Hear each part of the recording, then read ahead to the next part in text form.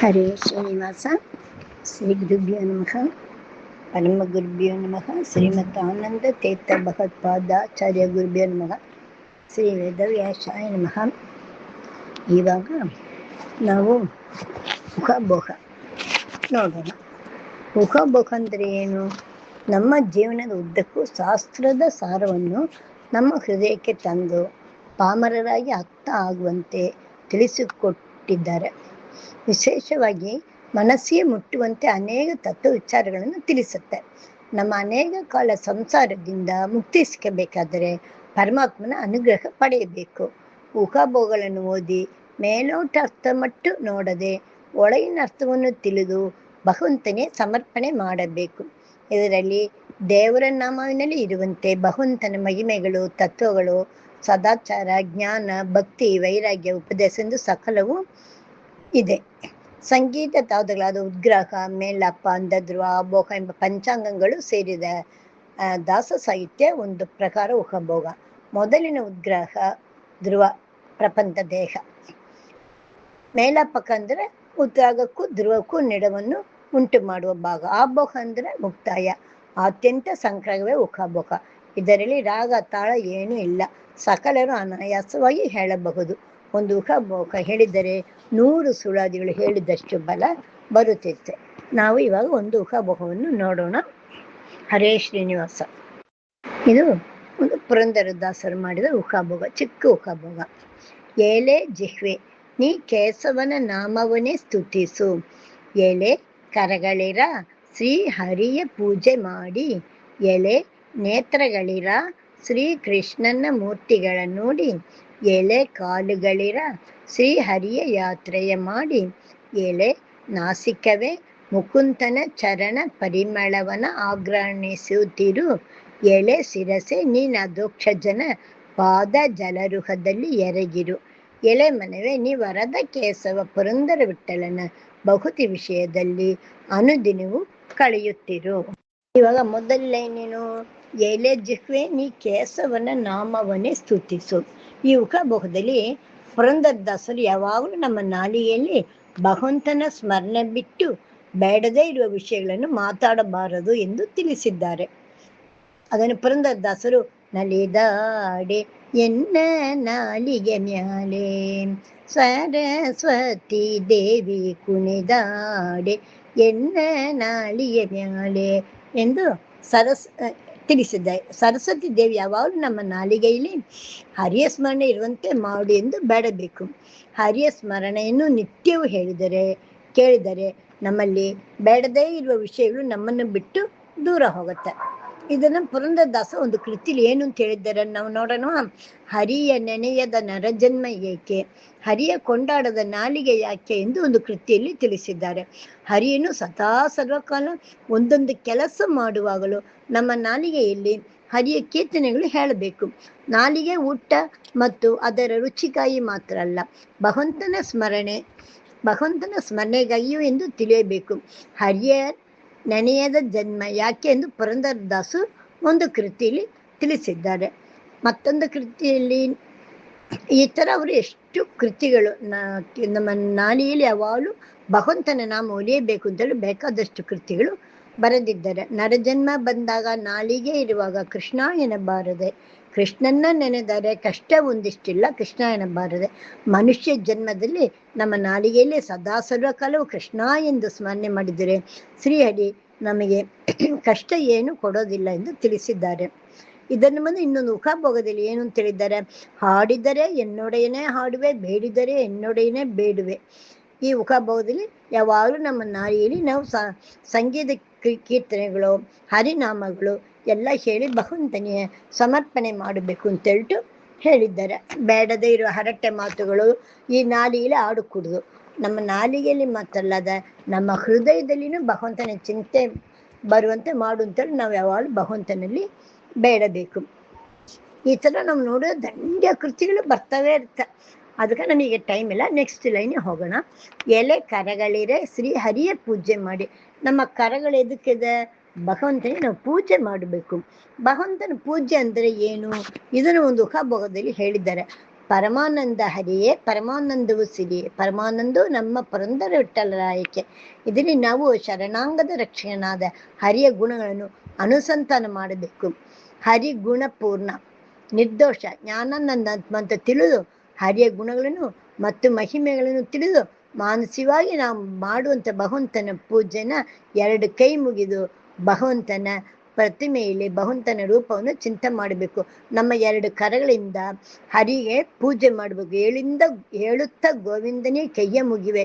2 ಕೈ ಮುಗಿದು ಹೇಳುವಾಗ ಭಗವಂತನೇ ನಾವು ನಮಸ್ಕಾರ ಮಾಡಬೇಕು. ಭಗವಂತ ರೂಪನ ಚಿಂತೆ ಮಾಡಬೇಕು.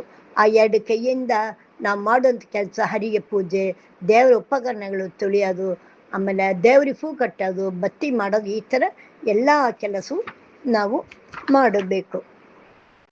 ಎಲೆ ನೇತ್ರಗಳಿದೆ ಶ್ರೀಕೃಷ್ಣ ಮೂರ್ತಿ ನೋಡ. ನೇತ್ರಗಳೇ ಕಣ್ಣಿಂದ ಏನು ಮಾಡಬೇಕು? ಭಗವಂತನ ನೋಡಬೇಕು. ಕೃಷ್ಣ ಮೂರ್ತಿ ನೋಡೆ ಭಗವಂತ ನೋಡಬೇಕು. ನಮ್ಮ ಕಣ್ಗಳು ಯಾವಾಗಲೂ ಶ್ರೀಕೃಷ್ಣನ ನೋಡಬೇಕು. ಹೆಂಗೆ ನೋಡಬೇಕು? ಕಣ್ಣಿನೊಳಗೆ ನೋಡೋ ಹರಿಯ ಕಣ್ಣಿನೊಳಗಿಂದ ನೋಡೋ ಮೂರ್ಜಹದೊಡೆಯನ. ನಾವು ಭಗವಂತನನ್ನು 2 ಕಣ್ಗಳಿಂದ ನೋಡಬೇಕು. ಕಣ್ಗಳಿಂದ ನೋಡುವಾಗ ನಮ್ಮ ಮನಸ್ಸು ಭಗವಂತನ ಬಿಂಬದಲ್ಲಿ ಇರಬೇಕು. ಆ ಬಿಂಬದೊಳಗೆ ಭಗವಂತನ ರೂಪವನ್ನು ಧ್ಯಾನ ಮಾಡಿ ಹರಿಯನ್ನು ನೆನೆಯಬೇಕು. ಇದನ್ನು ಪುರಂದರದಾಸರು ಕಣ್ಗಳಿದ್ಯಾತಕೋ ಕಾವೇರಿ ರಂಗನ್ನ ನೋಡದೆ ಅಂತ ಶ್ರೀಪಾದರಾಯರು ತಿಳಿಸಿದ್ದಾರೆ. ಭಗವಂತನ ಸನ್ನಿಧಾನ ನಿಂತು ಭಗವಂತನ ಅಭಿಷೇಕ ಅಲಂಕಾರ ನೋಡದೆ ಬೇರೆ ಬೇರೆ ಹಾಳು ಹರಟೆ ಮಾತುಗಳು ಮಾತಾಡ್ಲಂಗ ಮನಸ್ಸು ಭಗವಂತನ ಕಡೆ ಮಾತ್ರ ಇರಬೇಕು. ನಮ್ಮ ಕಣ್ಗಳು ಮನಸ್ಸು ಪೂರ ಏನು ಚಿಂತನೆ ಇಲ್ಲದೆ ಆತ್ಮಾರ್ಥವಾಗಿ ಭಗವಂತನ ಸ್ಮರಣೆಯಿಂದ ಮಾತ್ರ ಭಗವಂತನ ದರ್ಶನ ಮಾಡಬೇಕು. ಅದನ್ನು ಕೂಡ ಪುರಂದರದಾಸ ಒಂದು ಹಾಡು ಹೇಳಿದ್ದಾರೆ.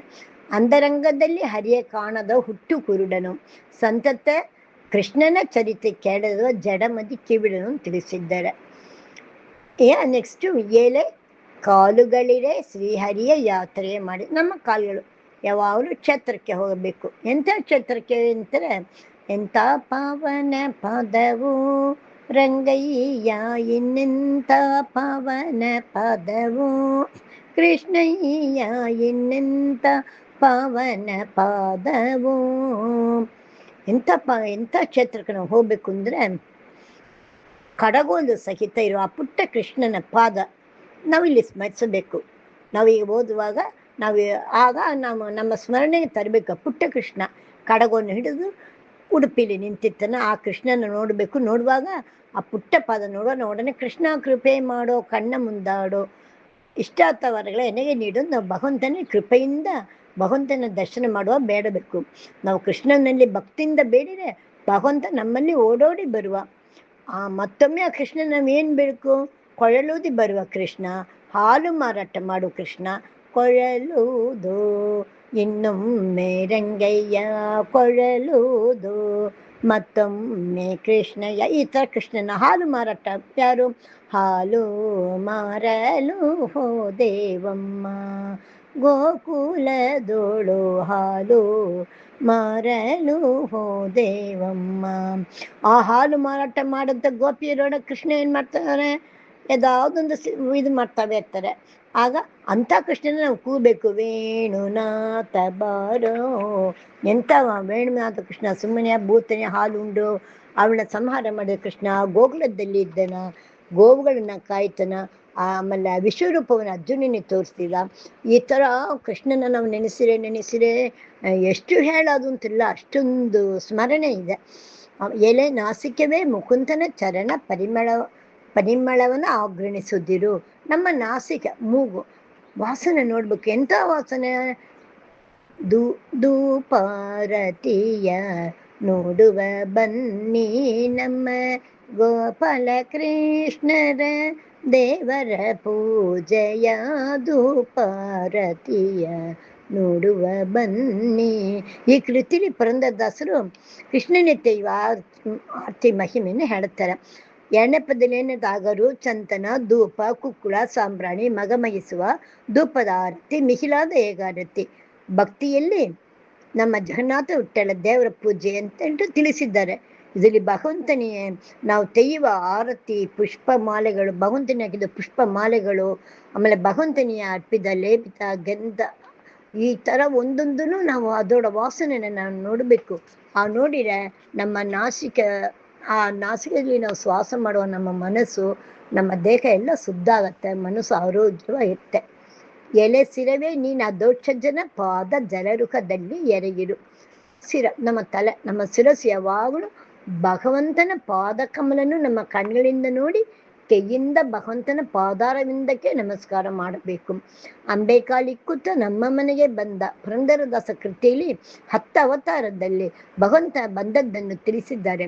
ತನ್ನ ಹೊಕ್ಕಳಲ್ಲಿ ಕಮಲವನ್ನು ಧರಿಸಿದ ಶ್ರೀಹರಿ ಅಂಬುಜನಾಭ ಕೃಷ್ಣನಾಗಿ ಬರುವಾಗ ತನ್ನ ಪುಟ್ಟ ಪಾದದಿಂದ ಅಂಬೇಕಾಳು ಮಂಡೆಯೂರುತ್ತ ಬಾಯಲ್ಲಿದ್ದ ಅಮೃತವನ್ನು ಜೊಳ್ಳು ಸುರಿಸುತ್ತಾ ಎಂದು ಒಂದು ಕೃತಿಯಲ್ಲಿ ತಿಳಿಸಿದಂತೆ, ತನ್ನ ಪುಟ್ಟ ಪಾದದಿಂದ ಬರುವ ಆ ಮುದ್ದು ಕೃಷ್ಣನ ಪಾದ ಕಮಲಗಳಿಗೆ ನಾವು ನಮಸ್ಕಾರ ಮಾಡಿ ಆ ಭಗವಂತನ ಎಲ್ಲೆಲ್ಲಿರ್ತಾನ ಜಲ ಚರ ವಾಸ ಧರಣಿಧರ ಮೃಗರೂಪ ಎಂದು ದಶಾವತಾರ ವರ್ಣನೆಯಲ್ಲಿ ತಿಳಿಸಿದ ಆ ಭಗವಂತ ಎಲ್ಲಿರ್ತಾನಂದ್ರೆ ಎಲ್ಲ ಕಡೆ ಇರುವಂತ ಆ ಪುಟ್ಟ ಪಾದ ಕಮಲವನ್ನ ನಮ್ಮ ಮನಸ್ಸಿನಲ್ಲಿ ಧ್ಯಾನ ಮಾಡಿ ಸಾಷ್ಟಾಂಗ ನಮಸ್ಕಾರ ಮಾಡೋಣ.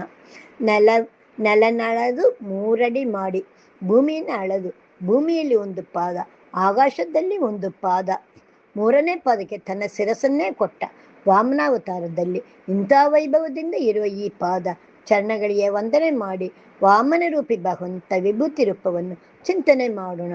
ತ್ರಿವಿಕ್ರಮನಾಗಿ ತನ್ನ ಪಾದ ಆಕಾಶದಲ್ಲಿ ತಾಕಿ ಗಂಗೆ ಪ್ರವಾಹವಾಗಿ ಬಂದಳು. ಇಂಥ ಮಹಿಮೆ ಇರುವ ಪಾದ ಕಮಲದಲ್ಲಿ ಇರುವಂಥ ಭಗವಂತನ ನಾವು ನಿತ್ಯವೂ ಪೂಜಿಸೋಣ. ವನವಾಸ ಮಾಡಿದ ರಾಮ. ಶ್ರೀರಾಮ ವನವಾಸಕ್ಕೆ ಹೋಗುವಾಗ ಬರದ ತನ್ನ ಅಣ್ಣನ ಪಾದುಕೆಯನ್ನು ತೆಗೆದು ಪೂಜೆ ಮಾಡಿದರು. ಪಾದುಕೆಗೆ ಇಷ್ಟು ಶ್ರೇಷ್ಠ ಇರುವಾಗ ಅವರ ಪಾದ ಮಹಿಮೆಗಳನ್ನು ಏನೆಂದು ವರ್ಣಿಸುವುದು?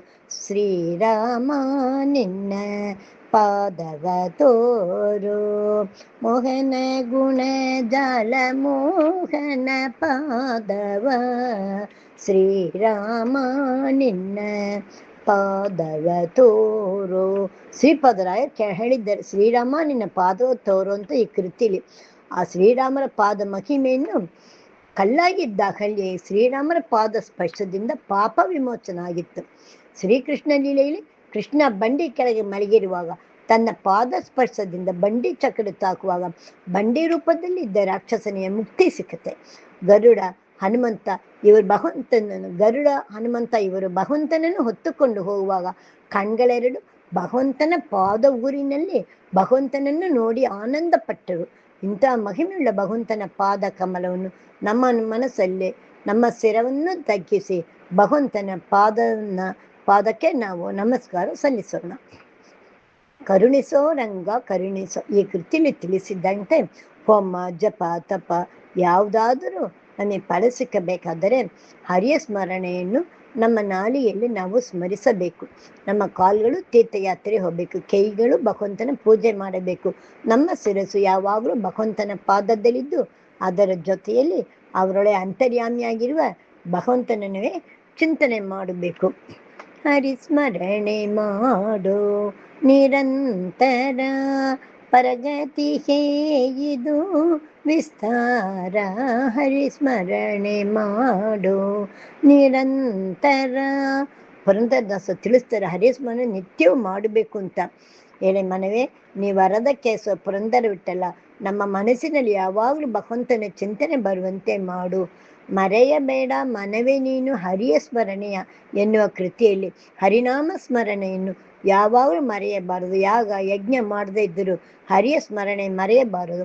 ಹರಿಯ ಭಜನೆಯನ್ನು ಗರ್ವವಿಟ್ಟು ಮಾಡಿ ಅವನ ಪಾದವನ್ನು ಗಟ್ಟಿಯಾಗಿ ಹಿಡಿದರೆ ಭಗವಂತನ ಒಲಿಯುವ. ಸಂಸಾರದಲ್ಲಿ ಮತ್ತು ನಮ್ಮ ಅಂತ್ಯ ಕಾಲದಲ್ಲಿಯೂ ಬೇಡವೇ ಇರುವ ವಿಷಯಗಳಲ್ಲಿ ಮನಸ್ಸನ್ನು ಇಡದೆ ಸಾಧು ಸಜ್ಜನರೊಡನೆ ಸೇರಿದರೆ ಭಗವಂತ ಒಲಿಯುವ ಎಂದು ಈ ಉಖಾಬೋಹ ಮೂಲ ನಮಗೆ ತಿಳಿಸಿದ್ದಾರೆ. ನಾವು ಭಗವಂತನ ಸ್ಮರಣೆ ಮಾಡುವಾಗ ನಮ್ಮ ನಾಡಿಯಲ್ಲಿ ಸಂಕರ್ಷಣ ರೂಪಿ ಪರಮಾತ್ಮನ ಸ್ಮರಣೆ ಮಾಡಬೇಕು. ನಮ್ಮ ಕಾಲುಗಳು ತೀರ್ಥಯಾತ್ರೆ ಮಾಡುವಾಗ, ಕೈಯಲ್ಲಿ ಭಗವಂತನ ಪೂಜೆ ಮಾಡುವಾಗ ವಾಸುದೇವ ಅನಿರುದ್ಧ ಇವರ ಸ್ಮರಣೆ ಮಾಡಬೇಕು. ಇದನ್ನು ಶ್ರೀವಾದಿರಾಜರು ಕೇಶವ ಪಂಚರತ್ನದಲ್ಲಿ ರಂಗಬ್ಬಾವರು ನರಸಿಂಗಬ್ಬಾವರು ಸಾಸೀರ ಮೂರ್ತಿ ವಾಸವಂದ್ಯೇನೆ ಸಾಸೀರ ನಾಮ ದೊಡೆಯನೆ ಸಾಸಿರ ನಾಮ ದೊಡೆಯನೆ ಹರಿ ಕೇಶವ ನಮ್ಮ ಮನ ದೈವ ಅಂತ ಹೇಳಿದ್ದಾರೆ. ಆ ಸಾಸಿರ ನಾಮವುಳ್ಳ ಭಗವಂತನನ್ನು 24 ರೂಪಗಳಿಂದ ಒಂದೊಂದು ಅವತಾರದಲ್ಲಿ ಒಂದೊಂದು ರೂಪದಲ್ಲಿ ಶ್ರೀ ಹರಿಯ ಮಹಿಮೆಗಳು, ಗುಣಗಳು, ಕಾರಣ ಕಾರ್ಯಗಳು ಇದೆಲ್ಲವನ್ನು ನಾವು ತಿಳಿದು ಭಗವಂತನ ಈ ಉಹಾಭೋಗದಲ್ಲಿ ಹೇಳಿದ್ದಂತೆ ನಮ್ಮ ಸಿರಗಳು, ನಮ್ಮ ಕೈಗಳು, ನಮ್ಮ ಕಾಲುಗಳು, ನಮ್ಮ ನಾಲಿಗೆ, ನಮ್ಮ ಒಂದೊಂದು ಅವಯಗಳನ್ನು ಭಗವಂತನಿಗೆ ನೆನೆಸಿಂಡು ಭಗವಂತನಿಗೆ ಪೂಜೆ ಮಾಡಿ ಭಗವಂತನ ಸ್ಮರಣೆ ಮಾಡಿ ಭಗವಂತನಿಗೆ ಅರ್ಪಿಸಬೇಕು ಅಂತ ಹೇಳ್ತು ಈ ಉಹಾಭೋಗ ಮೂಲ ನಿನ್ನೆ ತಿಳಿಸ್ತಾನೆ. ಯಾವಾಗಲೂ ನಾವು ಭಗವಂತನ ಚಿಂತನೆಯೇ ಇರಬೇಕು. ಒಂದೊಂದು ಕೆಲಸ ಮಾಡುವ, ಊಟ ಮಾಡುವಾಗ, ಮಲಗುವಾಗ, ಏಳುವಾಗ, ನಡೆಯುವಾಗ, ಕುಳಿದಿರುವಾಗ, ಮಕ್ಕಳೋಡ ಮಾತಾಡುವಾಗ, ಆಟ ಆಡುವಾಗ ಸಕಲವು ಯಾವಾಗಲೂ ಭಗವಂತನ ಸ್ಮರಣೆ ಇರಬೇಕು ಅಂತ ಹೇಳಿ ನಾನು ಇದರನ್ನು ಈಗ ಭಗವಂತನಿಗೆ ಸಮರ್ಪಣೆ ಮಾಡುತ್ತಾನೆ. ಹರೇ ಶ್ರೀನಿವಾಸ. ಇದರಲ್ಲಿ ಯಾವ್ದಾದ್ರು ತಪ್ಪಿದ್ದರೆ ಕ್ಷಮಿಸಬೇಕು.